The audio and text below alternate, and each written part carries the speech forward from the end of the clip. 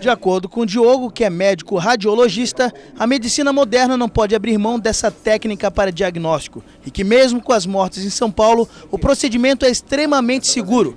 Mas o que é ressonância magnética? Ressonância magnética é um método diagnóstico por imagem em que foi desenvolvido, é um dos mais recentes dos métodos de diagnóstico. Ele faz uma análise através de um campo magnético, ele faz uma análise das estruturas de partes moles e ósseas no corpo. Tá? Desde da neuro, cabeça e pescoço, músculo esquelético, abdômen. Hoje em dia, cada vez mais, ela está ampliando a ação dela. Um método diagnóstico hoje muito utilizado.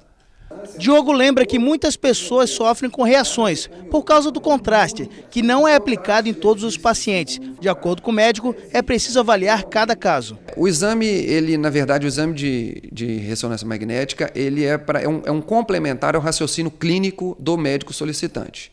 Então, de acordo com esse raciocínio clínico, de acordo com a clínica da paciente, a gente vê se há ou não a necessidade do contraste.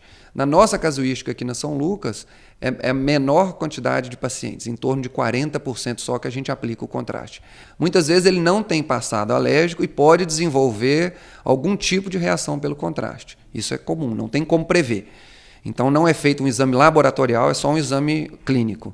Diogo lembra que os casos de morte são raros. No caso da clínica em São Paulo, onde morreram 3 pacientes, o médico acredita em fatalidade e que em breve as investigações devem ser concluídas, mas tem suas suspeitas. Na verdade, assim, ninguém chegou a essa conclusão final, então falar alguma coisa previamente é um pouco leviano, né? A gente estaria chutando.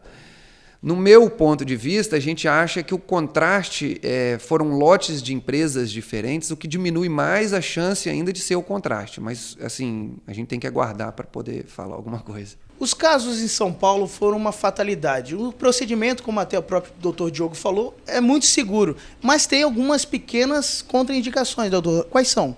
As principais contraindicações estão relacionadas ao campo magnético e não necessariamente a um tipo de contraste utilizado. Então, pacientes que têm implante coclear, pacientes que têm marca-passo, esses tipos de pacientes, eles têm que, na história clínica, a gente identifica e contraindica. E tem algumas contraindicações relativas, mas é aí que a gente consegue principalmente o medo de alguns pacientes ao tubo fechado, mas isso não é arriscado para o paciente. Eu falei, mas eu tenho certeza que quem está em casa quer ouvir do senhor. Procedimento é?